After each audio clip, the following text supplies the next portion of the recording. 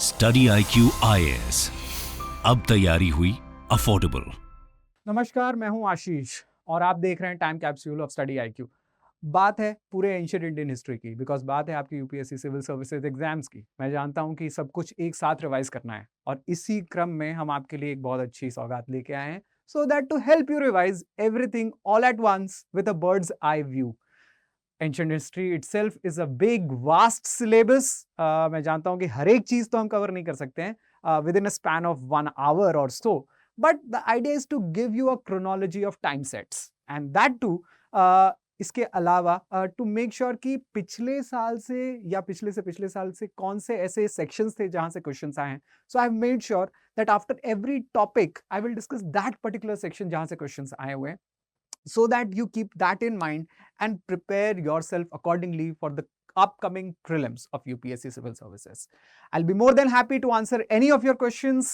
Connect with me on my Telegram channel. At the same point of time, connect with us on all our courses that is ongoing. But before that, let us begin revising the ancient Indian history. देखिए, pre history से शुरुआत करते हैं। ज़्यादातर students pre history को ध्यान में नहीं देते हैं। I know that for sure because questions pre-history के उतने नहीं आ रहे हैं with prelims, but as a good student, you should know everything under the sun. So let us start with that. When we say that the age of Earth is 4,600 million years ago, this is what we mean by that, that Earth started condensing as a solid ball. But जो हमारे लिए important है that is emergence of hominids और emergence of early humans. Cenozoic era से हम देखते हैं कि अर्ली ह्यूमंस की स्थापत्य हो रही है क्वाटरनरी पीरियड में। Now quaternary period has two other sub periods, that is Pleistocene and Holocene. Pleistocene is the last ice age. So in these two period, particularly Pleistocene में आप देखेंगे कि स्टोन एज या अर्लीस्ट स्टोन एज जिसको हम कहते हैं palaeolithic start हो जाता है। Now, Paleolithic age in India, हर रीजन के हिसाब से Paleolithic, Mesolithic, Neolithic ages differentiate हो जाते हैं। हम स्टोन एज का मतलब होता है लिथिक। सो लिथिक एज को 3 पार्ट में डिवाइड करते हैं, paleo, meso and neo. Now, Paleolithic age particularly Pleistocene में रहा है and from 6 lakhs to almost 10,000 years ago, that has been the time period of Paleolithic age. Now, what is the important characteristic? ये आपको जानना है as a student of history कि Paleolithic में important characteristic क्या होते हैं। देखिए, स्टोन टूल्स बहुत क्रूड होते थे, बड़े होते थे, पत्थर type. They were crude, they were used not as a projectile weapon but as a very blunt weapon. So crude stone tools, hunting और gathering काम होता था most of early hominids का। मैं यहाँ पे होमो इरेक्टस या होमो हेबिलिस की बात कर रहा हूँ। कोई कम्युनिटी स्ट्रक्चर वैसे नहीं था। We didn't have a well defined habitation patterns also. Dwellings जो थी वो नेचुरल होती थी। केव या mud and water daub houses नहीं होते थे। वो सब चीज आपको मेसोलिथिक एज में दिखाई देगा। सो भारत में Mesolithic age almost from 9000 to 4000 BC और ईयर्स अगो। होलोसिन एरा में आप आ रहे हैं, यानी कि you are living the last ice age. And from Holocene era the characteristic of Mesolithic time period, जो मेसोलिथिक टाइम पीरियड का कैरेक्टरिस्टिक है वो है छोटे stone tools. Stone tools which have been used with percussion, मतलब एक बड़े stone tool को अगर मैं थोड़ा सा चिजल आउट करूं तो मुझे ऐसे चर्ट एजेट्स मिलेंगे which will be used to carve out flesh from the bones. आप समझ सकते हैं, और which may be used as a projectile weapons also. Now climate wet and warm था। डोमेस्टिकेशन ऑफ एनिमल्स हो रहे हैं, पर्टिकुलरली डॉग्स को आप देख रहे हैं कि डोमेस्टिकेट किया जा रहा है। कम्युनिटी स्ट्रक्चर इवॉल्व हो रहा है। ये हमें कैसे पता चलता है? रॉक पेंटिंग से। Now as a good student of history you must remember that Bhimbetka या Adamgarh caves in Madhya Pradesh region represent the Mesolithic rock painting arts. So that is where we stand. So इसी तरीके से अगर आपके पास timeline है तो आप टाइमलाइन लेंगे और टाइमलाइन में साइड में आप you can just mark it out. आप एक मार्क करके लिख सकते हैं दैट भीमबेटका केव्स और Adamgarh caves out there which has characteristic paintings. अगर यूपीएससी चाहे तो क्वेश्चन को थोड़ा ट्विस्ट भी कर सकती है। सो फॉर एग्जाम्पल इट मे से that hunting patterns were shown in the rock paintings of Bhimbetka. So for that you should know what is the rock paintings of Bhimbetka. So go there, Google it out. I'm sure those who have attended class, उनके पास detailed में crux है, but I'm sure there are other students, there are other prospective students who are watching us. So for their benefit, I'm telling you कि अगर आप ऐसे time period लगा रहे हैं, ऐसे time period बना रहे हैं, which I'll be more than happy to share it with you also. But the same point of time जो minute details हैं एक टॉपिक के, वो भी आप साइड में लिख सकते हैं फॉर योर बेनिफिट। आगे बात करते हैं नियोलिथिक एज की। सो भारत में नियोलिथिक एज ऑलमोस्ट 7000 बीसी से शुरू हो जा रहा है। कुछ स्टूडेंट्स के माइंड में डाउट हो सकता है कि सर ऐसे कैसे कि 9000 से 4000 तक अगर मीजोलिथिक है तो नियोलिथिक 7000 में कैसे आ सकता है? इसका रीजन बहुत सिंपल है। अगर मैं भारत में साइट्स की यानी कि पेलियोलिथिक, मीजोलिथिक, नियोलिथिक साइट्स की सेटलमेंट्स की बात करूं तो ज्यादातर पेलियोलिथिक साइट्स मुझे पेनिनसुलर इंडिया में मिलते हैं और ज्यादातर मेसोलिथिक साइट्स मिडिल इंडिया में मिलते हैं और नियोलिथिक साइट्स ऊपर मिलते हैं, यानी कि गुफकराल, चिरांड, मगादाहा एक्सेट्रा, मेहरगढ़, ये सारे साइट्स नियोलिथिक साइट्स हैं। अब कहने का मतलब ये है कि नेचुरल प्रोग्रेशन ऊपर की तरफ है। इसका ये मतलब नहीं है कि टाइम पीरियड को टर्मिनस ना हो, यानी कि अगर एक मेसोलिथिक साइट आदमगढ़ है तो वो गुफकराल के साथ एग्जिस्ट कर सकता है उसी टाइम पीरियड में, उसी टाइम सेक्शन। इसमें कोई बड़ी बात नहीं है। फॉर एग्जाम्पल हम आगे हड़प्पन या इंडस वैली सिविलाइजेशन के बाद में जब बात करेंगे तो हम ये भी देखेंगे कि इंडस वैली के अलावा ब्रॉन्ज कल्चर्स और भी थी भारत में, जैसे आहार, बनास, कयाथा, जॉर्वे, इनामगांव, वो भी चाल्कोलिथिक कल्चर्स थी या ब्रॉन्ज कल्चर्स थी, लेकिन वो हड़प्पन सभ्यता के बाहर थी। ऑलमोस्ट सेम टाइम पीरियड में हड़प्पन के एंड में थी, लेकिन वो एक साथ एग्जिस्ट करती थी। सो इसमें कोई संदेह की बात नहीं है। This is very natural. Now Neolithic time period में सबसे इंपॉर्टेंट हमारे लिए क्या रहा है, which is in current affairs nowadays, is that we have become food producers from just food gatherers। यहां तक आप फूड गैदरिंग करते थे, अब आप फूड प्रोड्यूसर्स हो गए। सेटल्ड एग्रीकल्चर करना आपने सीख लिया, पॉलिश्ड टूल्स हैं आपके पास, व्हील डिस्कवरी हो चुकी है, पॉटर्स व्हील डिस्कवर्ड हो चुका है, potter's wheel. OCP pottery, ochre coloured pottery जो है वो ज्यादातर पॉपुलर रही हैं नियोलिथिक सेटलमेंट्स में, चाहे वो चिरांद हो, चाहे वो मगादहा हो, चाहे वो गुफकराल हो etcetera. All of these sites, Mehrgarh, they have OCP culture that is occur coloured, जिसपे कहते हैं कि slightly red brick type of colour की पॉटरी जो है वो बहुत ही कॉमन होने लगी इन नियोलिथिक टाइम पीरियड में। और इससे हिस्टोरियन वी गॉर्डन चाइल्ड कहते हैं that this was also what you called as a revolution, Neolithic revolution। ठीक है, so I hope this is all that it's clears for you with respect to prehistory। इससे ज्यादा आपको detail में जाना भी नहीं है, और as a student of general history, general studies, this is more than enough, but provided you are going with prelims. मैंने आपको कहा था कि नॉन हड़प्पन चाल्कोलिथिक कल्चर्स भी हैं, ऐसे कल्चर्स जो हड़प्पा के साथ में यानी कि उसके एंड में एग्जिस्ट करते हैं। I will discuss Indus Valley. I will discuss Indus Valley with you. But before discussing Indus Valley, I would like to discuss non-हड़प्पन चाल्कोलिथिक cultures। अब ये ऐसे cultures थे जो हड़प्पा की सभ्यता के लिमिट्स के आउटसाइड थे, जिसमें से आहार कल्चर, इनके टाइमलाइन को आप देख सकते हैं 2100 टू 1500, यानी कि 1500 में ऑलमोस्ट भारत में वैदिक एज आ जाता है। हड़प्पा की सभ्यता में जो हम मेच्योर पीरियड कहते हैं, the mature period of Harappan civilisation या Indus valley civilisation is 2500 to 1900 BC. तो आप समझ सकते हैं कि नॉन हड़प्पन चाल्कोलिथिक कल्चर्स, जिसमें आहार, कयाथा, मालवा और जॉर्वे है, जिसके मैप मैंने आपको यहाँ पे दिखाए हैं, most of them which is near Sabarmati river और बनास रिवर और बेटवा, नर्मदा एंड तापी रिवर्स, ये सारे इन रिवर्स के आसपास में है। So all that you need to know is that their names and slightly bit their location. So Ahar culture 2100 to 1500, Kayatha culture 2000 to 1800 BC. Malwa culture में 3 साइट्स हैं, नवतोली, एरान और Nagda, right. A good student will also know कि Eran is also a very important site. Why? Because for the first time India में sati inscriptions हमें Eran inscription से मिलते हैं। So Iran inscription of 510 AD for the first time tells us that sati was being performed during the time period of Guptas। Anyways, Jorwe culture जो महाराष्ट्र की culture है, वहां पर copper smelting, mud and water daub houses, burial patterns, ornament, bangles और material culture, ये सब कुछ हमें देखने को मिलता है, राइट। तो ये नॉन हड़प्पन चाल्कोलिथिक कल्चर्स की ट्रेडिशन रही है।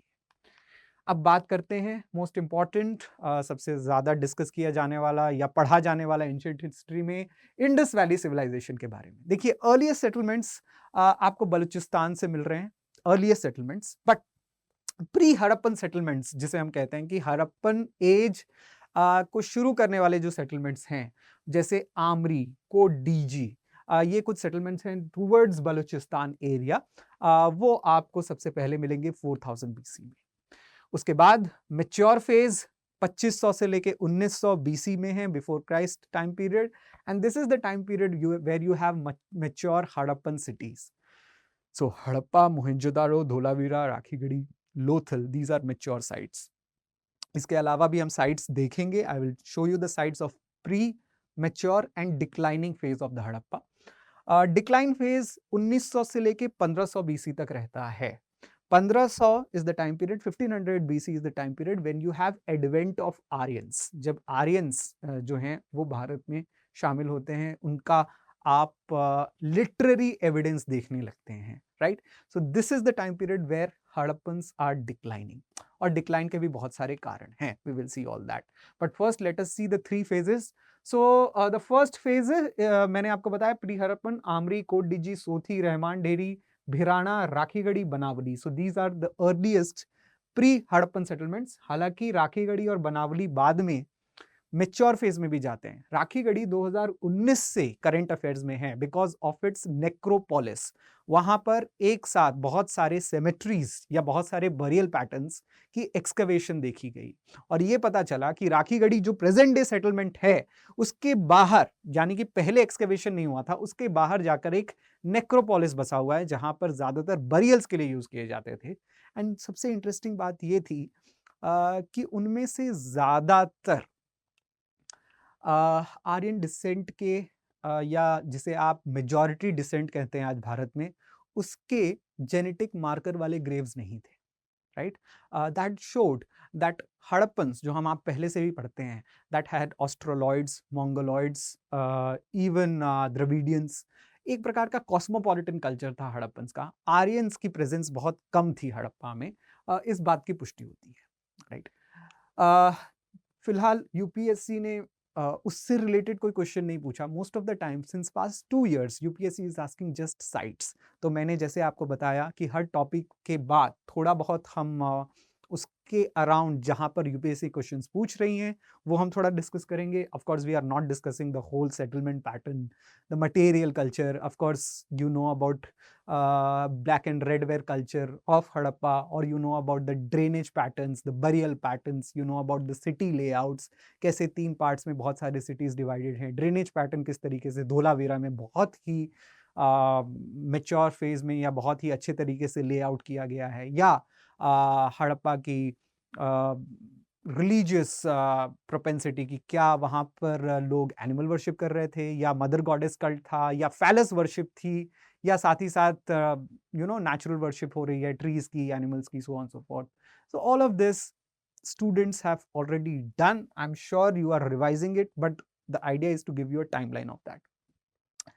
अगर आप mature phase of Harappan civilisation के बारे में बात करें, मोहनजोदाड़ो, हड़प्पा, गनेरीवाला, चान्हूदारो, धोलावीरा, कालीबंगन, राखीगढ़ी, लोथल, रोपड़, बनावली, सुरकोटा, तो these are most important mature phases, जिसमें आप सबसे ज्यादा अगर इस साल की मैं बात करूं तो सबसे ज्यादा धोलावीरा या कालीबंगन डिस्कस हो रहा है। One more site is being discussed in South India. आप कहेंगे सर साउथ इंडिया में तो कोई हड़प्पन साइट है नहीं, लेकिन साउथ इंडिया में एक एक्सकवेशन हुआ था जो उसे लिंक कर रहा है इंडस वैली सिविलाइजेशन के साथ, ठीक है। उसके बारे में भी हम बात करेंगे, so will come to it. और लेट फेज यानी कि जब हड़प्पन सोसाइटी डिक्लाइन हो रही थी या इंडस वैली डिक्लाइन हो रही थी, जिसके और भी बहुत सारे रीजंस हैं, एक रीजन नहीं है, तब कौन से सिटीज थे? Rangpur, Lothal, Alamgirpur, Hulas, Daimabad. In fact Daimabad is the southern most site of Harappans Maharashtra में, and Alamgirpur is the eastern most site. आगे की बात करते हैं। Drainage system, every house had drains, open to the street, they were covered with manholes, bricks थे, स्टोन स्लैब्स थे, etcetera. Largely burnt brick से बनाए गए थे घर हड़प्पन्स के। एक चीज था कि वहां पे रेक्टेंगुलर पिलर्स होते थे, कर्व्ड या सर्कुलर पिलर्स नहीं होते थे। सर्कुलर पिलर्स आपको देखने को मिलेगा मेसोपोटामियन सिविलाइजेशन में या सुमेर सिविलाइजेशन में, जो इंडस वैली का कंटेम्पररी हुआ करता था, and they also had trading relations. Bigger houses, many rooms, having square courtyards, इस प्रकार की सुविधाएं होती थी। The houses, some houses had staircase. अगर ऐसा क्वेश्चन आता है दैट वाज हड़प्पन हाउसेज और did they have 1 storey 2 storey only? No, you also have preference of 3 storeys. अब 3 स्टोरीज हमें दिखता तो है लेकिन स्टेयर्स नहीं दिखते हैं। स्टेयर्स इसलिए नहीं दिखते हैं because may be they were made of wood and that is why it doesn't survive, right? Causes of decline बहुत सारे हैं, right? No, as a general student of history you don't need to know that who gave the causes, किन्होंने, कौन से scholars ने causes दिए, वो आपको नहीं जानना है, unless and until you are optional student. We are preparing for prelims, so just see the causes of decline. So causes of decline, for example, सबसे पहला पुराना वाला causes जो अब negate कर दिया गया, which was external aggression. So for example, Harappa में एक cemetery H culture है जहाँ से हमें बहुत सारे huddled skulls मिलते हैं, और उसके बेसिस पे कुछ स्कॉलर्स कहते थे कि नहीं, यहाँ पर अटैक हुआ है particularly from Aryans, because Indra was called as Purandar, because Rigved also has names of the cities called as Haryupriya, so from there Harappa or something like that. But we know that external aggression का एक ही कारण नहीं हो सकता। पूरे almost 1.2 million square kilometre में फैले हड़प्पन या इंडस वैली सिविलाइजेशन का सिर्फ एक कारण नहीं है डिक्लाइन का, right? So not only just external aggression explains it. For example, unstable river system, shifting of rivers. For example, Saraswati river, जिसको historians कहते हैं Ghaggar हाकरा river, was one such example which later on vanished. So unstable river system was also there. Natural calamities is also there. For example, Mohenjodaro में जब excavation हुई तो 7 layers of silt and clay मिलते हैं हमें बार बार। That means 7-6 बार floodings हुई वहां पर, और फिर भी लोगों ने अपनी बसाहट को बसाया। So that shows that natural calamities were definitely there. Climate change अभी का recent एक प्रकार से thesis है that showed that look, pollen analysis हो रहा है या वहाँ के dust analysis हो रहे हैं जो ये बताते हैं that sudden arid environment in the present day eastern part of Pakistan, that showed a lot कि कैसे desertification भी आपको मजबूर करता है अपने सेटलमेंट्स को अबैंडन करने में। आर्यन इन्वेजन उसी एक्सटर्नल इन्वेजन का पार्ट है। Earthquake, for example, Lothal is the best example of earthquake. Lothal एक पोर्ट सिटी हुआ करती थी हड़प्पा की। आज आप लोथल को गूगल करेंगे, so Lothal will be no more there on the shores. Lothal is inside the shores. That showed that earthquake और टेक्टोनिक मूवमेंट्स की वजह से भी बहुत सारे अपहीवल्स होते हैं। Dryness of a river, ecological imbalance, decline of trade with Mesopotamia. So all of these come together and explain कि एक कोई कारण नहीं है जो डिक्लाइन को एक्सप्लेन कर सकता है, बहुत सारे रीजंस हैं। So that is a part of your main syllabus. You don't have to go in deep as far as prelims is concerned, but हाँ, अगर क्वेश्चन ऐसा आता है that was only natural calamities explaining the decline or unstable river system explaining the decline, of course you will say no, there are so many other reasons that explain the decline. As I told you, south में एक excavation हुई है जो इसे link करती है with Indus Valley. The excavation's name is Kiladi and it is in current affairs because why? Because the Tamil Nadu chief minister has given a lot of prominence to Kiladi excavation. एक प्रकार से इसे Vaigai valley civilisation के नाम से जाना जाता है। और सबसे इंटरेस्टिंग बात यह है कि जब हम कह रहे थे कि नॉर्थ में यानी कि हड़प्पा या इंडस वैली सिविलाइजेशन जो है, तब साउथ में कुछ नहीं था। साउथ में हम एडवेंट ऑफ हिस्ट्री ही पढ़ते हैं 1000 BC के बाद, यानी कि 1000 साल के बाद हम पढ़ते हैं ऑलमोस्ट, जब नॉर्थ में सिविलाइजेशंस थी। हालांकि किलाड़ी एक टाउन है मदुरई के पास में, जहां से कुछ हड़प्पन आर्टिफैक्ट्स हमें मिलते हैं, carnelian beads to be very particular. तो कार्नेलियन बीड्स जो मैन्युफैक्चर किए जाते थे सिर्फ और सिर्फ इंडस वैली में, इंडस वैली सिविलाइजेशन में, और पर्टिकुलरली एक particular type of carnelian beads थी जहां पर बोर का सिंबल था, वो बीड्स हमें किलाड़ी में मिली है। सो हिस्टोरियंस का मानना है कि नहीं, आदान प्रदान था, ट्रेडिंग रिलेशन साउथ से भी थे, और साउथ में भी उस समय एक सिविलाइजेशन का आगाज था, कोई वैल्यू या कल्चर सिस्टम थी, and that is why it is in current affairs, so you should know it, right? That is very important. आगे बात करते हैं टाइमलाइन ऑफ वैदिक कल्चर। मैंने आपको बताया कि 1500 से लेके 600 तक वैदिक कल्चर जो है वो शुरू होता है, एंड इसको आप दो पार्ट में डिवाइड कर सकते हैं। For students who have attended the lecture and those who are very serious students, they know that for sure that 1500 से लेके 1000 BC तक you have the early Vedic age, जिसको आप ऋग्वेद एज भी कहते हैं, ऋग्वेदिक एज भी कहते हैं, एंड 1000 से लेके 600 तक you have the later Vedic age, right. So by 1500 Aryan migration जो है वो भारत में शुरू हो जाता है, डोमेस्टिकेशन ऑफ हॉर्स। हालांकि हॉर्स के ऊपर क्वेश्चन आया हुआ है with respect to Indus valley, that what all types of animals were there in Indus Valley, and option was there of horse, except horse all others were there. हालांकि horse के broken elements यानी कि broken bones हमें सुरकोटड़ा में मिलते हैं, ठीक है। इसका ये मतलब नहीं है कि हमें एक पूरा हॉर्स का स्केलेटन मिल गया, और इसका ये मतलब नहीं है कि Indus valley people knew horse, right. So we don't say that horse was found. Horse was definitely a most important symbol of Vedic age people. अश्व से रिलेटेड बहुत सारे वर्ड्स हैं, अश्वमेध यज्ञ आप सबको पता होगा. Now, chariot with spoked wheels, that comes. Partial cremation starts happening. So, cremations वैसे सब टाइप के हो रहे थे, इंडस वैली में भी हो रहे थे. लाइफ आफ्टर डेथ की भी परिभाषा इंडस वैली में थी. That is why people were buried with objects out there. वही चीज यहाँ पर complete burials, cremations में भी आपको देखने जा रहे हैं. उसके बाद 1000 से लेके 500 तक, 600 तक you have letter Vedic as, जहां पर आयरन वेपन्स यूज होते हैं. लेटर वैदिक एज का एक सबसे बड़ा सिंबल है that by the 6th century BC, by 600 you have the coming up of iron weapons in North India. Brahmanas compiled हो चुके थे. ब्राह्मणास क्या है? वेद के एक पार्ट हैं. सो वेद में आप पढ़ते हैं संहिता, विच is shloka. Brahmana is explanation of Samhita. Then you have of course Aranyakas. Aranyakas का मतलब होता है those parts which were written outside the limits of society, जो सोसाइटी में पढ़ने योग्य भी नहीं है और जो सोसाइटी के बाहर लिखी जाती है, पर्टिकुलरली फॉरेस्ट में. दैट इज वाई उसका नाम है अरण्यक. और लास्टली वेद्स के पार्ट होते हैं Upanishads, the philosophical parts of Vedas. ठीक है. अब इनमें से जो स्टार्टिंग में लिखी गई, इनफैक्ट 1500 से 1000 तक लिखी भी नहीं जाती थी. लिखना जो है वो 1000 BC के बाद शुरू हो रहा था. लेकिन जो ओरल मेमोरी में लिखी जा रही थी या ओरल मेमोरी में ट्रांसफर की जा रही थी एक जनरेशन से दूसरे जनरेशन को, वो ज्यादातर संहिताएं थी, वो ज्यादातर श्लोक्स थे. और लेटर वैदिक पीरियड में आप देखते हैं कि उपनिषद्स और ब्राह्मण्स का आना शुरू हो जाता है. जैसे कि 600 BC में उपनिषद्स आ गए. So Upanishads were coming. These were nothing but philosophical aspect of Vedas.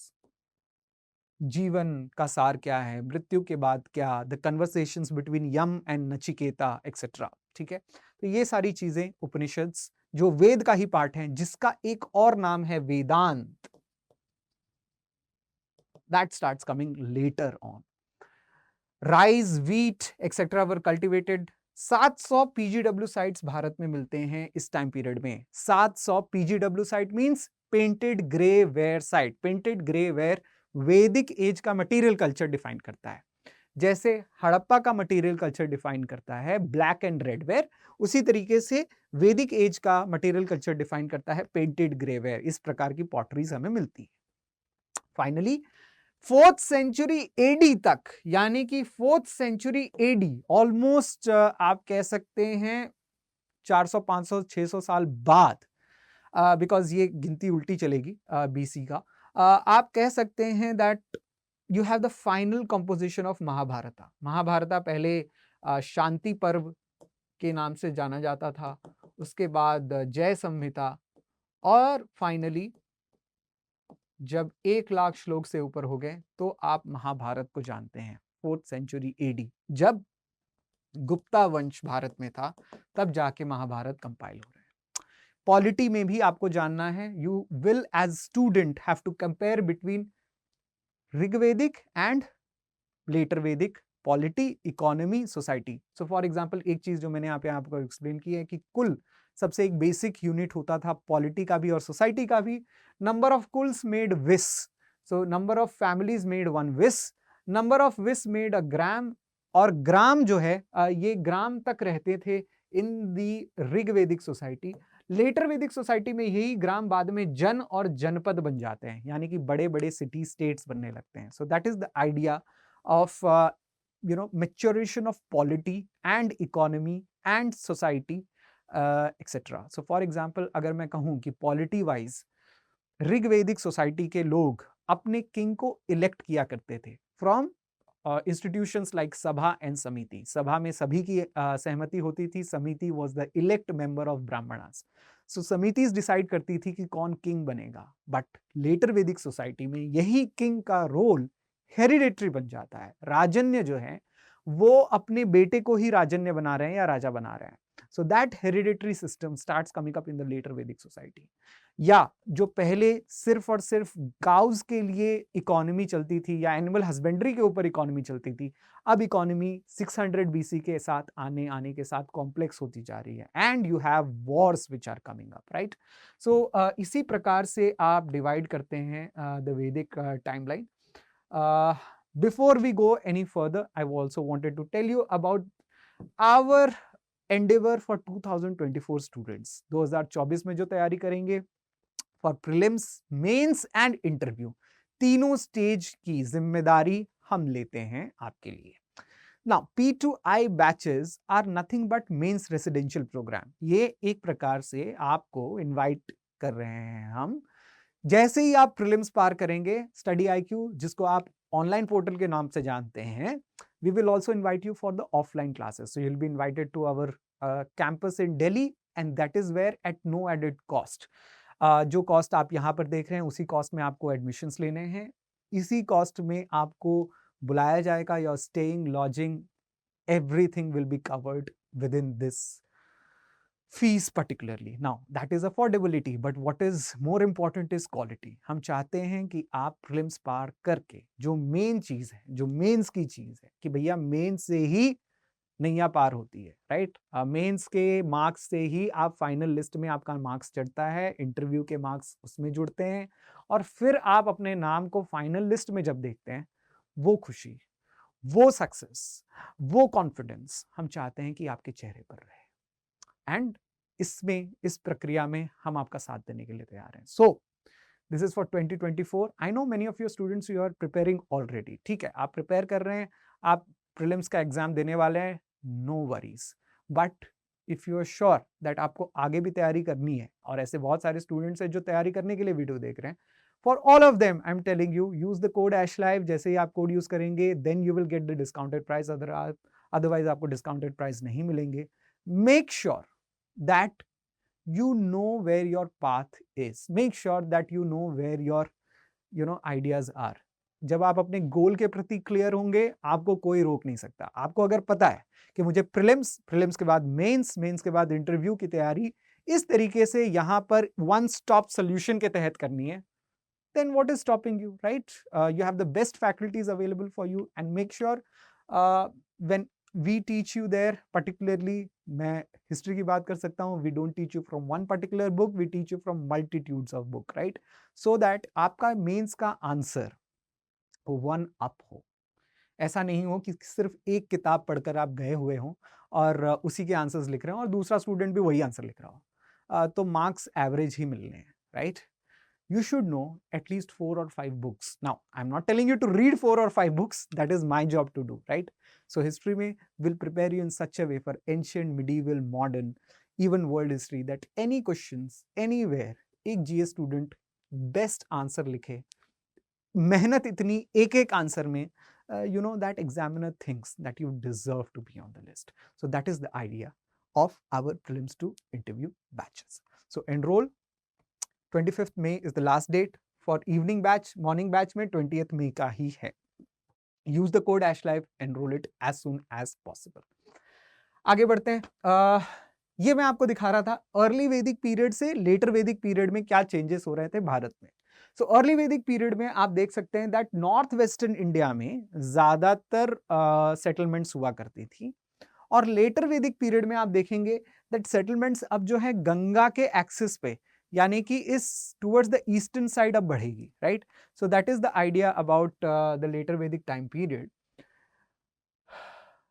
ज्यादातर सिक्स सेंचुरी बीसी की जो महाजनपद थे, जो 16 महाजनपद थे, जो सुत्त पिताका के अंगुत्तरीय निकाय में लिखा हुआ है ना, Sutta Pitaka is one of the canonical text of Buddhism, और भगवती सूत्र में भी इन 16 षोडश महाजनपद की संस्थाओं के बारे में लिखा गया है।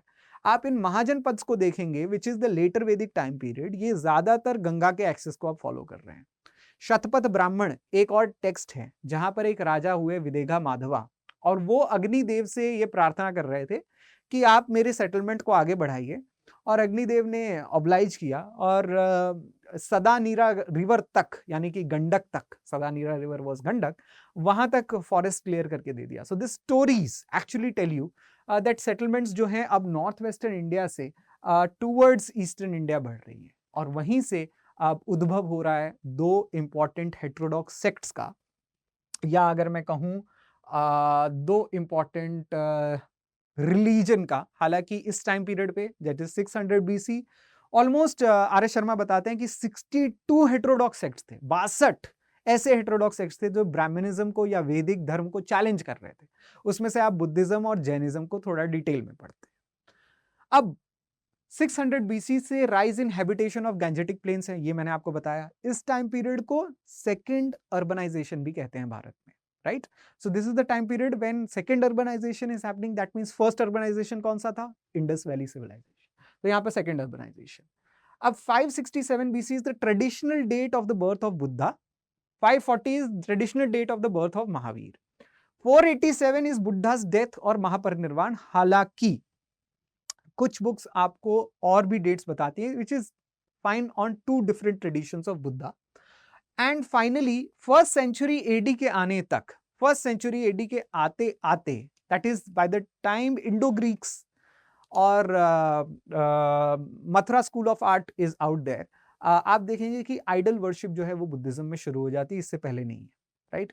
These are few very important milestones जब बुद्धिज्म जो है वो भारत में, या जैनिज्म जो है वो भारत में स्टार्ट होती है। लेकिन इससे रिलेटेड कौन से क्वेश्चंस आ रहे हैं? क्वेश्चंस ऐसे आ रहे हैं जो बुद्धिज्म के स्कूल्स के बारे में हैं। So for example first council में जब जैसे ही डेथ हुई बुद्धा की, उसके साथ में जो फर्स्ट काउंसिल आ रहा है उसमें आप देखते हैं कि सुत्त पिताका, विनय पिताका, अभिधम पिताका आ रही है। Now Sutta Pitaka is literally teachings of Buddha, जो उनके डिसाइपल आनंद ने याद किया था और वो रिसाइट कर रहे हैं। या विनय पिताका रूल्स बताती है बुद्धिस्ट ऑर्डर्स की, जैसे मॉन्क्स कैसे रहेंगे, भिक्खुस कैसे रहेंगे। और अभिधम पिताका बुद्धिस्ट डॉक्ट्रिन्स के बारे में अच्छे तरीके से बताती है, ठीक है? ये महाकश्यपा जो हैं वो लीड कर रहे थे। अजात शत्रु राजगृह में इसके पैट्रन बने थे। नाउ सेकेंड काउंसिल जब हो रहा था तो काल अशोक थे पैट्रन, और वेन्यू वैशाली शिफ्ट हो चुकी थी, यानी कि नॉर्थ में शिफ्ट हो चुकी थी। थर्ड में आप देखेंगे कि पाटलिपुत्र शिफ्ट हो चुकी है वेन्यू, और अशोका लीड कर रहे हैं। फोर्थ काउंसिल कुंडलवन कश्मीर में कनिष्क लीड कर रहे हैं। नाउ सबगामी जो है इनके प्रेसिडेंट बने हुए हैं, that is the monk president out there. लेकिन जो सबसे इंपॉर्टेंट चीज थी कि इसी काउंसिल में बुद्धिस्ट ऑर्डर दो भागों में बंट चुका था। इन दोनों के ऊपर क्वेश्चन पूछा गया है। स्थविरवादिन्स, जिसको थेरवड़ा भी कहते हैं, वो भाग। अब ये मानता था कि बुद्ध जो हैं उनके टीचिंग्स को ओरिजिनली फॉर्म में प्रिजर्व करना चाहिए। Buddha is one among equal, यानी कि बुद्ध ने मान लीजिए एनलाइटनमेंट या ज्ञान प्राप्त किया है, हम उनके पाथ को देखते हुए हम भी प्राप्त कर सकते हैं, right? He is one who has shown us the way. तो उनका ओरिजिनल पाथ हम ट्रीट कर सकते हैं, and we can just as one person deal with it, यानी कि हम ही एक आदमी के तौर पर इसे डील कर सकते हैं। एक्चुअली बाद में थेरवड़ा या स्थविरवादिन्स जो हैं हीनियानिस्ट बनते हैं बाद में जाके, तो ये हीनियानिस्ट स्कूल बनता है। I have seen many students getting confused between Hinayana, Mahayana में तो कंफ्यूज नहीं होते हैं, हीनयान महायान में कोई कंफ्यूज नहीं होता है। So UPSC has stopped asking questions about Hinayana and Mahayana. Hinayana का मतलब होता है छोटा यान, जिसमें सिर्फ आप अपने एनलाइटनमेंट के लिए काम कर सकते हैं। महायान का मतलब होता है बड़ा यान, जिसमें आप और आपके साथ और भी जो लोग ज्ञान प्राप्त या एनलाइटनमेंट प्राप्त या महानिर्वाण या परिनिर्वाण प्राप्त करना चाहते हैं, उसके लिए काम कर सकते हैं, सबके साथ मिलकर काम कर सकते हैं। महायानिस्ट का मानना यह था कि बुद्ध भगवान भी है और कुछ ऐसे लोग भी हैं पृथ्वी पर जिसको कहते हैं बोधिसत्वास, जिन्होंने निर्वाण तो प्राप्त कर लिया है, लेकिन हमें भी निर्वाण प्राप्त करवाने के लिए यहीं पे स्थिर हैं और वो हमारी मदद करेंगे। सो this is the difference between Mahayana and Hinayana. But जैसे ही उन्हें स्थविरवादिन्स और महासंघिका के बारे में क्वेश्चंस पूछे जाते हैं, which have been asked in UPSC, that is where students falter a bit. तो यहां पर महासंघिकास बाद में महायानिस्ट बनते हैं। इनके साथ साथ कुछ और भी सेक्ट होते हैं जिसको कहते हैं सर्वस्तिवादिन्स। सो सर्वस्तिवादिन्स भी महायानिस्ट के साथ हैं।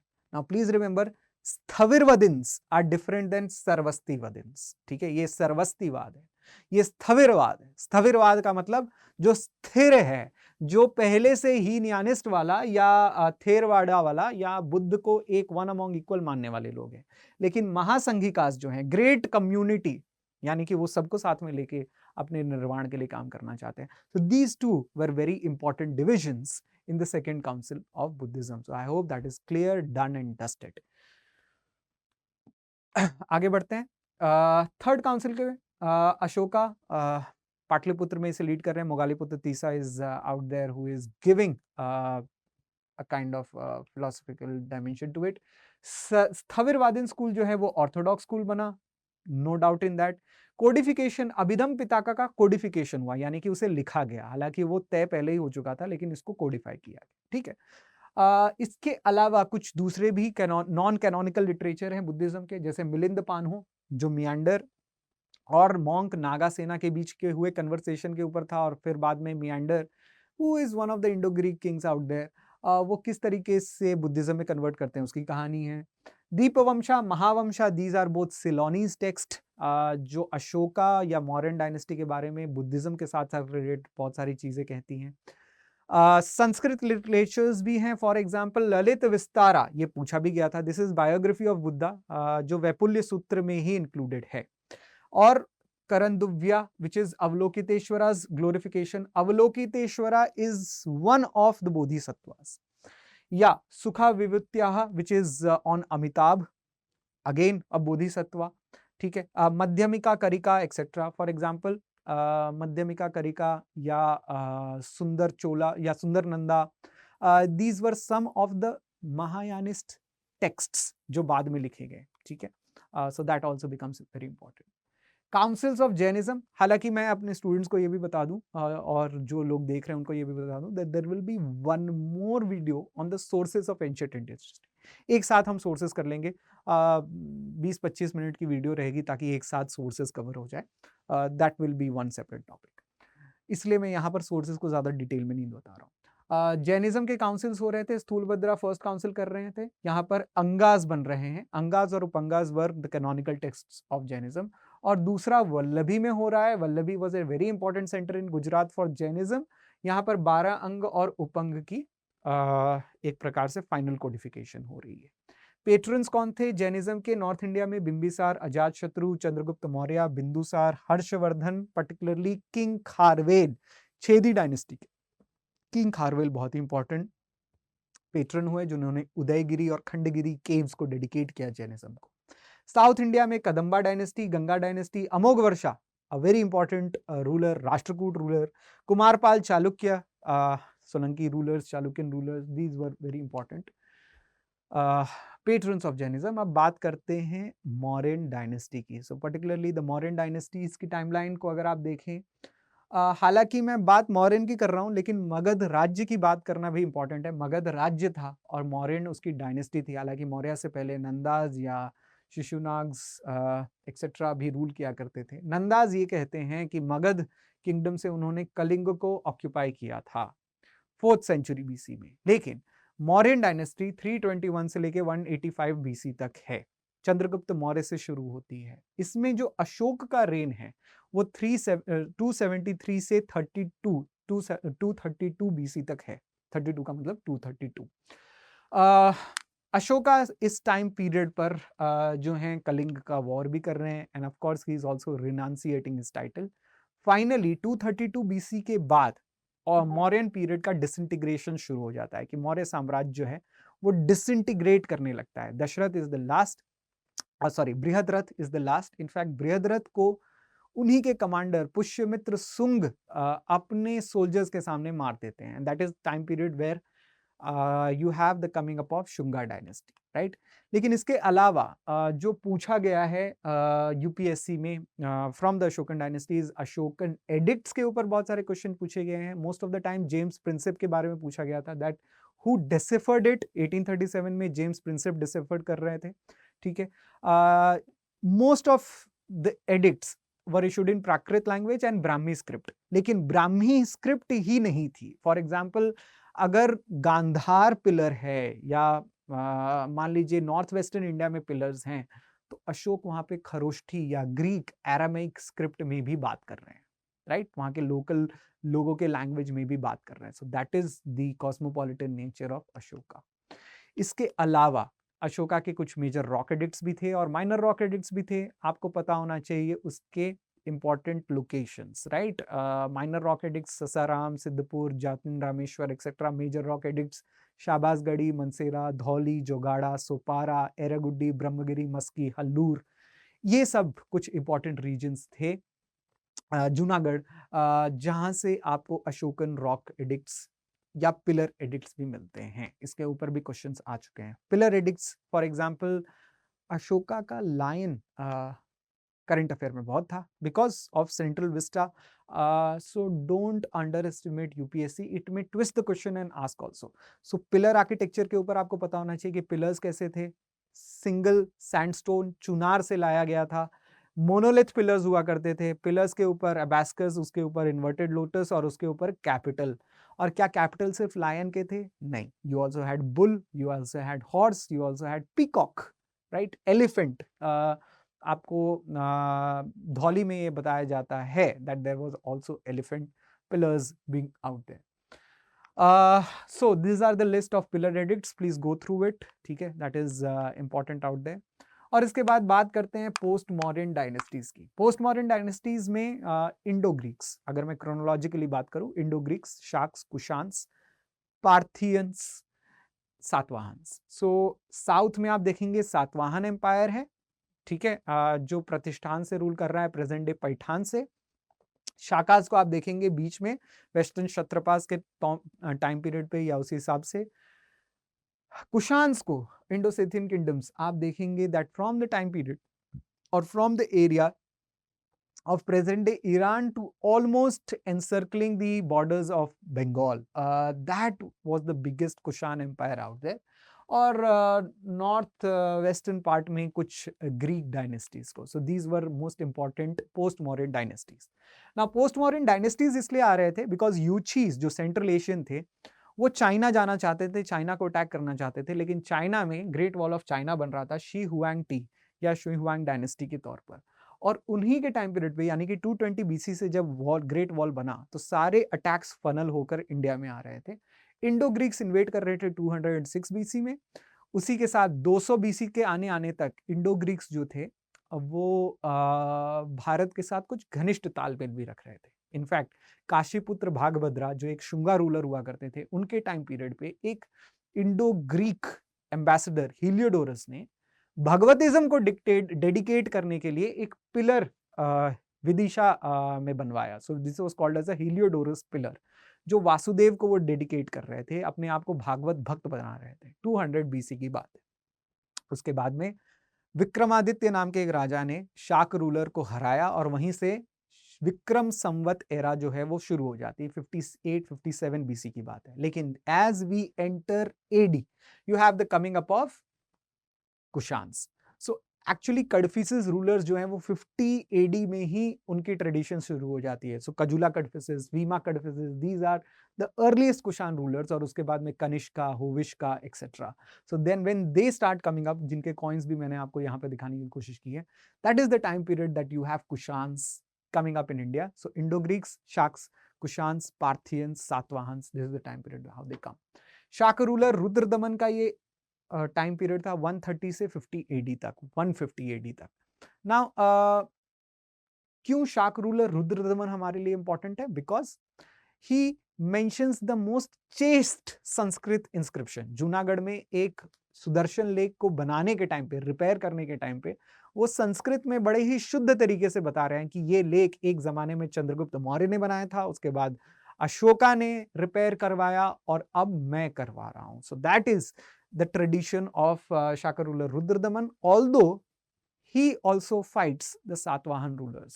So कुछ सातवाहन रूलर्स भी थे। First century, second century AD से आपको अर्लीस्ट सातवाहन इंस्क्रिप्शन मिलते हैं नासिक में, नाना घाट में, गौतमी पुत्र के, सतकर्णी के, राइट। तो सतकर्णी फर्स्ट, उसके बाद गौतमी पुत्र सतकर्णी। सो इस प्रकार के इंस्क्रिप्शंस जो अपने आप को कहते थे एका ब्राह्मणा, he is the only one ब्राह्मण रूलर, दक्षिण पथ पथी, इस प्रकार के टाइटल्स यूज करने वाले Satavahana rulers are now coming up in southern part. ठीक है, भारत के सदर्न पार्ट में सातवाहन्स अपने आप में फर्स्ट सेकेंड सेंचुरी में बस रहे हैं, एडी में बस रहे हैं, right. So this is the time period, very interesting time period in ancient Indian history.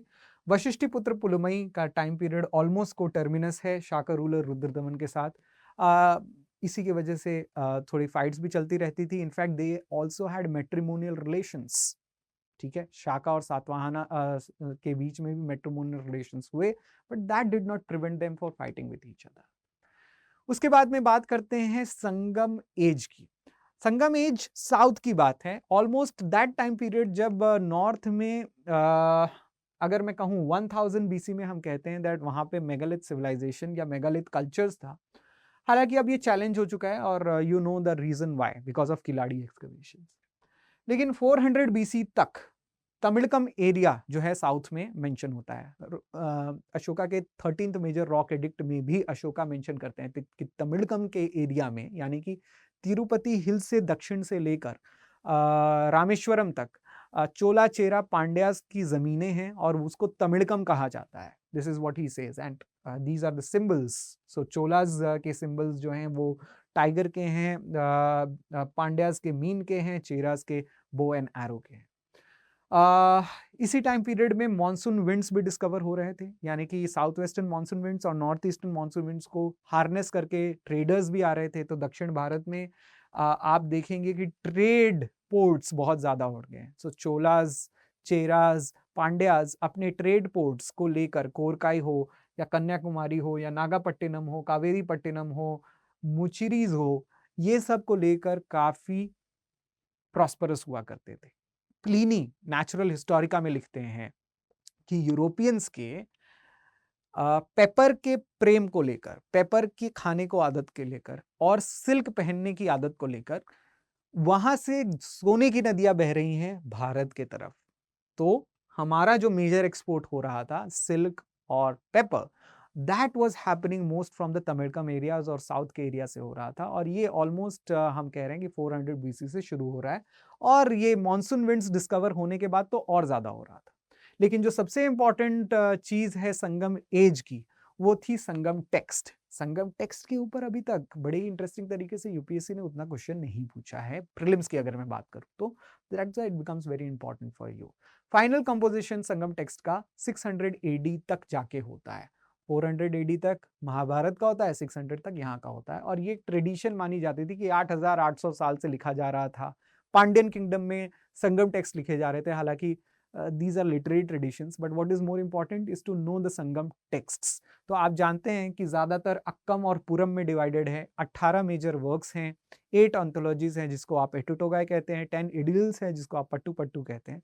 इसमें जो सबसे इंपॉर्टेंट है वो था तोल्कापियम, विच इज रिटन बाय तोल्कापियार। ये अर्लीस्ट ट्रीटीज है, ठीक है, तमिल ग्रामर में। उसके बाद Thirukkural by Tiruvallur is considered as Dravid Veda or the 5th Veda. It is also called as the Bible of Tamil lands.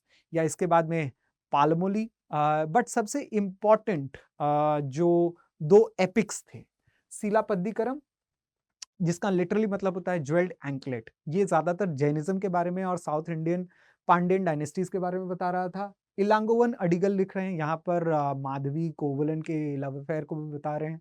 In fact Kannagi cult Tamil Nadu में सबसे ज्यादा फेमस रहा है सीलापद्दिकरम के वजह से। और उसके बाद में मनी मेकलाई इसी का कोरोलरी था, इसी का सीरीज 2 था, जहां पर माधवी जो लव अफेयर से बॉर्न होती है, उनके बारे में बताया जा रहा था और ज्यादातर बुद्धिज्म के बारे में बताया जा रहा था, पांड्यन सोसाइटी के बारे में बताया जा रहा था। So daughter of Madhavi and Kovalan, और बुद्धिज्म, वो कैसे बुद्धिस्ट नन बनती हैं, etcetera etcetera, that is Silappadikaram. इसके अलावा there was also some Jain scholar text, for example Tiruttakkatevar, उन्होंने शिवगादा समनी लिखा, जो शिवगा और जीवका के बारे में, these are two great kings, और who got women as war trophies and vexed up with worldly pleasures etc, thereby becoming Jain monk। Jain traditions भी बहुत सारे लिखे जा रहे थे। सो फॉर एग्जांपल पौमाचर्या, हालांकि यहाँ पर मैं बाद में मैंने इंक्लूड किया है। So Paumachariya was also one of the Jain Ramayanas which was written by Vimal Suri. So all that started coming up Sangam age में। नाउ बात करते हैं गुप्ता एम्पायर की, right. So after the post Mauryan dynasties you had the Guptas empire coming up, almost आप कह सकते हैं 3rd century AD से 5th सेंचुरी एडी तक। बीच में मैंने संगम टेक्स्ट इसलिए डाला था बीच में, इसलिए क्योंकि they were at the end of the modern rule, they were coming up in South India, so that had become important. Now अब आप इस टाइम पीरियड को देखेंगे, ये पूरा एरिया गुप्ता एम्पायर को बताता है। So I have told you around 3rd century AD से लेके 5th सेंचुरी एडी तक आप गुप्ता एम्पायर को उनके नगर स्टाइल ऑफ आर्किटेक्चर की वजह से जानते हैं। सो यहाँ पर आप देख रहे हैं देवगढ़ एम्पायर ऑफ झांसी, या माफ करिएगा, देवगढ़ टेम्पल ऑफ झांसी। लेकिन इसके अलावा Parvati temple, Shiva temple at Bhumara, Parvati temple at Nachna Kuthara, Lakshman temple at Sirpur, ये कुछ इंपॉर्टेंट टेम्पल्स थे गुप्ताज के, जो वो नगर आर्किटेक्चर को शुरुआत कर रहे थे। इतना ही नहीं, बुद्धिज्म को भी डेडिकेट किया था इन्होंने, धार्मिक स्तूप सारनाथ का। और यहाँ पर आप देख रहे हैं वराह बाग केव्स के, इनके ऊपर क्वेश्चन पूछा गया है because most of the Guptas were following Vaishnavism. So Vaishnava cult जो है वो बहुत ही ज्यादा प्रसिद्ध था गुप्ता एम्पायर में। लेकिन गुप्ताज के साथ साथ जो उनके साथ रूल कर रहे थे वो थे वकाटक्स, जिनके साथ में भी उनके मैत्री संबंध या उनके मैट्रिमोनियल संबंध थे। तो चंद्रगुप्त सेकंड की बेटी प्रभावती गुप्ता का भी मैट्रिमोनियल रिलेशंस वकाटक के साथ था और उन्होंने लगभग दोनों एम्पायर को एक कर दिया था। ठीक है, अब गुप्तास के ओरिजिन को देखेंगे 3rd सेंचुरी एडी, 275 ऑलमोस्ट से शुरू हो जाता है। गुप्ता रूलर जो सबसे इंपॉर्टेंट थे 319 से 34 तक चंद्रगुप्त द फर्स्ट, 335 से 380 तक समुद्रगुप्त, जो सबसे इंपॉर्टेंट एक प्रकार से कॉन्क्विस्टाडोर रहे, भारत को सबसे ज्यादा एक प्रकार से कॉन्क्वेस्ट करने में समुद्रगुप्त का श्रेय है। श्रीलंका के रूलर तक समुद्रगुप्त से परमिशन लेके बुद्धिज्म या बोधि ट्री में टेम्पल बनाने के लिए परमिशन मांगा करते थे। मैं मेघवर्मन की बात कर रहा हूँ। या 380 से लेके 412 तक चंद्रगुप्त द सेकंड, जिनके कोर्ट में नवरत्नास की परंपरा रही। So these were the most important Gupta rulers, these are some of the important Gupta coins. Now 399 से 414 तक एक इंपॉर्टेंट ट्रैवलर का भी आना यहाँ पर हो रहा है, एंड दैट इज फाहियान। अगर क्वेश्चन आता है that Fahien visited which of the Gupta rulers, then of course you should mark Chandragupta second. हालांकि चंद्रगुप्त सेकंड ने एक टाइटल और यूज किया था which was called as Vikramaditya. ऐसे भारत में 17 राजा की परंपरा है जिन्होंने ये टाइटल यूज किया है। एनीवेज 5th सेंचुरी तक गुप्ता किंग या गुप्ता रूल खत्म होने लगता है बिकॉज हूण इन्वेजन्स शुरू होते हैं और इनका ट्रेड भी डिक्लाइन हो जाता है। दोनों ही रीजन था। हूण इन्वेजन्स तोरामन और बाद में मिहिरकुल जो हैं वो बहुत ज्यादा कर रहे हैं। यशोधर्मन 532 एडी तक गुप्तास को चैलेंज कर रहे हैं और 550 तक गुप्तास जो हैं अपने राज्य को या अपने दबदबे को छोड़ रहे हैं। They are not able to stand up. But what is most important among the Guptas are their literature. Gupta वाकई में गोल्डन पीरियड था उनके लिटरेचर के वजह से, इकोनॉमी के वजह से उतना नहीं। इकोनॉमी में हमारा golden period actually ancient India में कुशांस का है, which had the most purest gold coins being coming up in the market. Now Kalidas अभिज्ञान शकुंतलम, मालविकाग्निमित्रम, विक्रमोर्वशीयम, इन सब के ऊपर क्वेश्चंस पूछे गए। Malavikagnimitram was the story of love affair between Malvika and Agnimitra, the son of Pushyamitra Sunga. अमर सिम्हा ने अमरकोश लिखा and that was also Sanskrit grammarian. Varaha Mihir was also in the Chandragupta's second court. पंच सिद्धांतिका और बृहद संहिता दोनों लिख रहे हैं, right? So Brihad Samhita is also there, Pancha Siddhantika is also there. It's a treatise on astronomy and mathematical science. Astrology, planetary movements was also there. Dhanvantari बहुत famous physician थे. आज भी आयुर्वेद के ज्यादातर जो प्रैक्टिशनर्स हैं वो धन्वंतरी को अपना देवता मानते हैं. इसके अलावा साइंस एंड टेक्नोलॉजी में गुप्ता पीरियड अनपैरेलल्ड था, no doubt in that. Aryabhatta, although he was not in Gupta court, but he wrote Surya Siddhanta and Aryabhatiyam, जो एक प्रकार से अर्थ के जियोइड शेप को या लूनार सोलार एक्लिप्सेस को एक्सप्लेन कर रहे थे.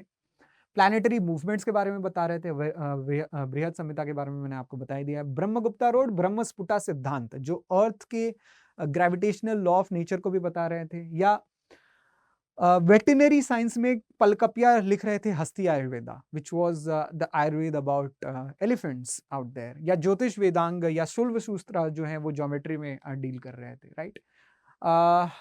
Panini's Ashtadhyay, that has we have already seen, right? Panini का Ashtadhyayi, which is a very important text on grammar.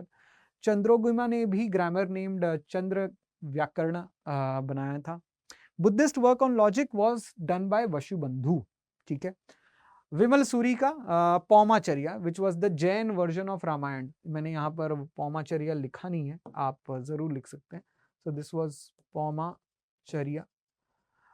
And बड़ी इंटरेस्टिंग बात यह है पौमाचर्या की कि इस किताब में रावण का वध राम नहीं करते हैं, रावण का वध लक्ष्मण करते हैं. I have done a separate video on Ramayana series, why Ramcharitmanas became important for you this year. Please go and watch it on that series of time capsule, very important. और just search by my name, आपको मिल जाएगा. Development of languages like Sauraseni, Ardhamagadhi इसी time period पे हो रहा था. So that becomes important. Vernacular languages आ रहे हैं, right? Finally one of the last few kingdoms of ancient India, Pushyabhutis और पुष्यभूति के साथ उनके कंटेम्पररीज. तो पुष्यभूतिज जिसको आप हर्षा के साथ समझते हैं, so Pushyabhuti empire, empires of Harsha, जिसके साथ में मोखारीज भी थे. Now Maukharis were having what you call as matrimonial relationships with Guptas, और गुप्ताज के साथ साथ मैत्रिकाज, सॉरी गुप्ताज में कह रहा हूँ, matrimonial relationship of Maukharis and Maitrakas were there with Pushyabhutis, यानी कि हर्षा के एम्पायर के साथ. भास्कर वर्मन, वर्मन डायनेस्टी के, ये भी कामरूप वाले एरिया में, आसाम वाले एरिया में. गौड़ा से इनकी नहीं पड़ती थी, तो Shashank of Gowda had antithetical relations with Harsha. In fact, he is the person who kidnaps Harsha's sister, kills his elder brother, also kills his brother-in-law, etc. और साउथ में चालुक्यंस और पल्लवास. सो साउथ में जो है वो चालुक्यंस थे और पल्लवास थे. Chalukyas in Badami area, Pallavas in Kanchipuram area. So ये इस टाइम पीरियड की कहानी है. Almost you can understand from 550 AD to 750 AD की कहानी है. That is where your ancient India ends. Now let us see इस टाइम पीरियड में जो इम्पोर्टेंट टाइमलाइन है हमारे लिए. हर्षा के टाइम पीरियड पे, हर्षा का ये टाइम पीरियड है 606 से लेके 647 AD तक. और उसी टाइम पीरियड में 629 से 45 के बीच में हुएनसांग आ रहे हैं विजिट के लिए. हुएनसांग के ऊपर बहुत सारे इंटरेस्टिंग क्वेश्चंस पूछे गए हैं. ईस्टर्न गंगा रूलर भी इसी टाइम पीरियड पे है, 5th सेंचुरी AD के ऑलमोस्ट टाइम पीरियड पे. नरसिम्ह देव ने बनाया था सन टेम्पल ऑफ कोणार्क, इसलिए मैंने यहाँ पर सन टेम्पल दिया है. Eastern Ganga rulers were known for their sun temple of Konark. Kalabhras revolt हो रहे थे. Now Kalabhras were known as non Aryan, non Brahmin या एंटी ब्राह्मण एलिट्स इन साउथ इंडिया. हालांकि ये छोटे रूलर्स हुआ करते थे, लेकिन पल्लवाज और चोलास के अगेंस्ट ही हुआ करते थे. So Kalabhras were very important. But Chalukyan kingdoms भी सेटअप हो रहे हैं 6th सेंचुरी AD में. पल्लवाज ऑफ कांची और चालुक्यंस ऑफ बादामी, इन दोनों के बीच में घनघोर युद्ध चलेगा, ठीक है. यानी कि जो मैप आप यहाँ पर देख रहे थे, ये चालुक्यंस और पल्लवाज, ये दोनों एक प्रकार से युद्ध में रहते हैं. Pallava rulers like Mahendra Varman, Narasimha Varman will attack Chalukyan rulers. तो चालुक्यन रूलर्स जैसे पुलकेशिन है. अब नरसिम्हा वर्मन को वातापी कोंडा कहा जाता है बिकॉज बादामी को अटैक करते हैं, पुलकेशिन को हराते हैं.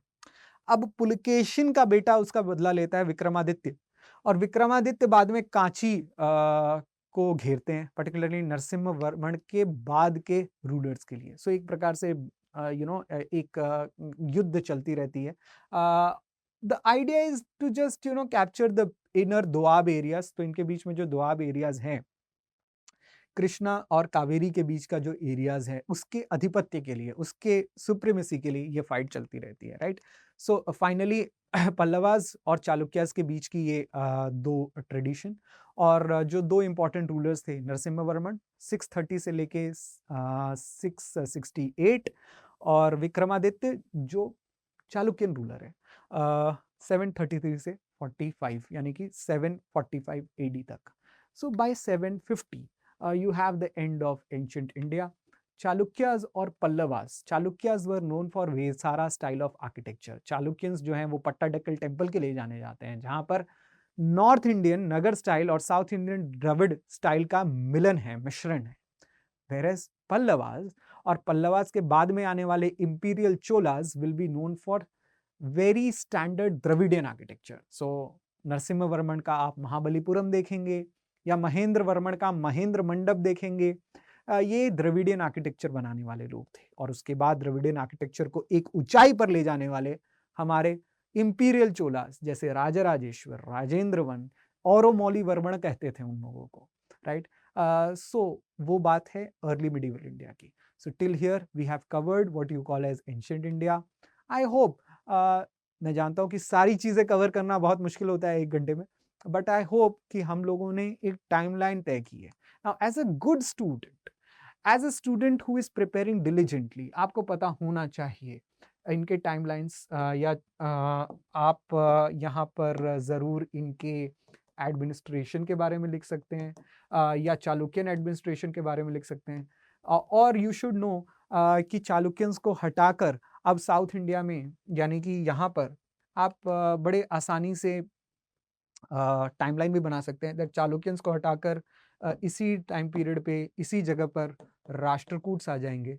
सो you can write Rashtrakutas out there 753 से 973 एडी तक, और पल्लवास को हटाकर यहीं पर चोलास आ जाएंगे, right. So this is very easy to understand अगर आपके पास मैप्स और क्रोनोलॉजी एकदम क्लियर हो, राइट। यहीं पे हर्षास को हटकर अब गुर्जर प्रतिहारास, गौड़ास को हटकर पालास, और यहाँ पर चालुक्यंस को हटकर Rashtrakutas, right. And they will fight for what you call as Kannauj, the tripartite struggle between Gurjara Pratiharas, Rashtrakutas, Palas etcetera. So ये एंट्री है एंशिएंट से लेके मिडीवल इंडिया के बीच में। I hope that you were at least able to get a bird's eye view, एक perspective आपको मिला। आपके जरूर होंगे इससे related questions. I am very much happy to answer your questions.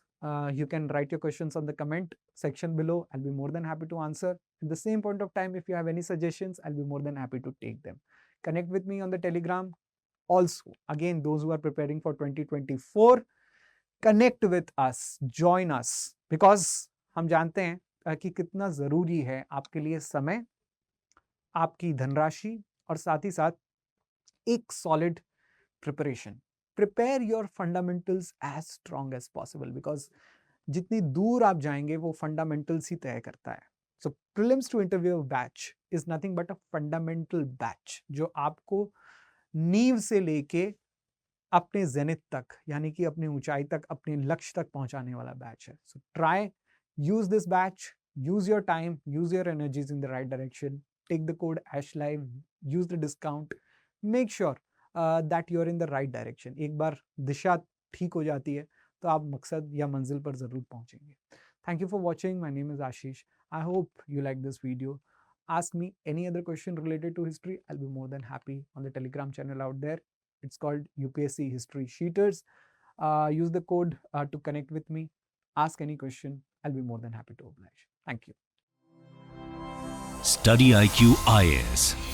अब तैयारी हुई अफोर्डेबल.